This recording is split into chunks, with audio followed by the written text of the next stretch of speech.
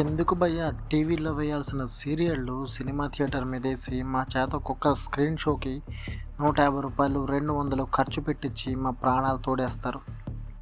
సీరియళ్ళు TV Gemini TV ఈటీవీలో వేయండి భయ్యా, ఆడోళ్ళు చూసుకుంటారు. ఇవి సినిమాలా? అసలు ఏ ధైర్యంతో దీనికి డబ్బులు పెడుతున్నారో, ఏ ధైర్యంతో వీటిని డైరెక్ట్ చేస్తున్నారో నాకైతే ఎంత బుర్రగొక్కునా అర్థం కావట్లేదు. దానికి తోడు 2.5 గంట సేపు అక్కడ కూర్చొని మా పేషెంట్స్ని పరీక్షిస్తున్నారు మీరు. సినిమాలో ఒక ఎమోషన్ ఉండదు, ఏదో సినిమా వెళ్ళిపోతూ ఉంటుంది అంతే. అది వెళ్ళిపోతుంది కాబట్టి మేము చూడాలి. 2.5 గంట టికెట్ పెట్టాం కాబట్టి అక్కడ కూర్చోవాలి మా కర్మకాలి.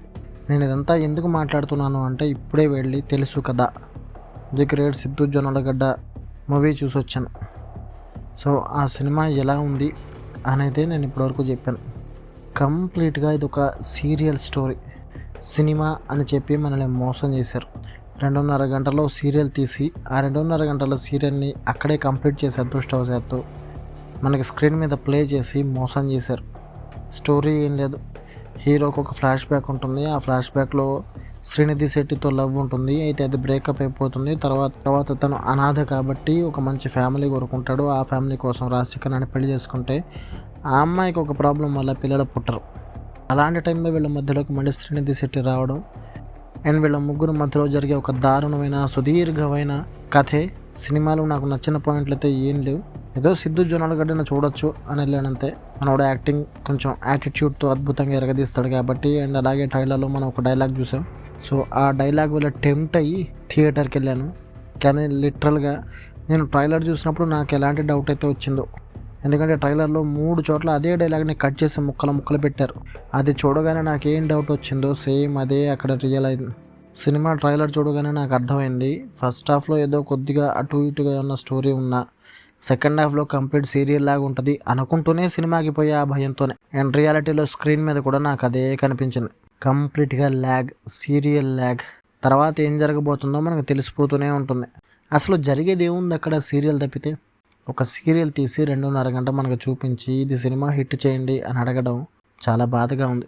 నీరజ కోన ఒక లేడీ డైరెక్టర్ డైరెక్ట్ చేస్తే మన నందిని రెడ్డి స్టైల్లో అలా మొదలైంది. అలాంటి మంచి ఎంటర్టైనింగ్ మూవీ తీసింది అనుకున్నా. కానీ ఇప్పుడు అలాంటి మూవీ తీయలేదు సరే కదా.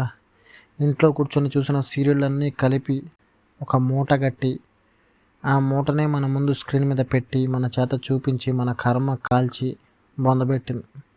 లిటరల్గా తెలుసు కదా మూవీ చూసిన తర్వాత నా ఒపీనియన్ అయితే ఇదే. బట్ సినిమాలో నాకు తెలిసి ఒకే ఒక ప్లస్ పాయింట్ ఉంది. అదేంటంటే సినిమాలో సిద్ధు జొన్నలగడ్డ క్యారెక్టర్ చాలామంది ఇప్పుడున్న యూత్కి బాగా కనెక్ట్ అవుతుంది.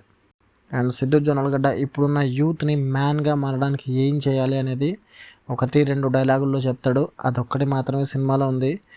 ఆ చిన్న ముక్కలు కట్ చేసి రీల్స్లో పెట్టుకోవడానికి తప్పితే సినిమా మొత్తం చాలా ల్యాగ్. ఎందుకు చూస్తున్నాను, ఎందుకు అక్కడ థియేటర్లో కూర్చున్నానో నాకే తెలియలేదు. ఇక రేపు ది గ్రేట్ కిరణ్ అబ్బవరం కేనాంప మూవీకి వెళ్తున్నా. అది ఎంత అద్భుతంగా ఉంటుందో చూడాలి. అండ్ దాని రివ్యూ కూడా నా కర్మకాలి మీకు చెప్తాను.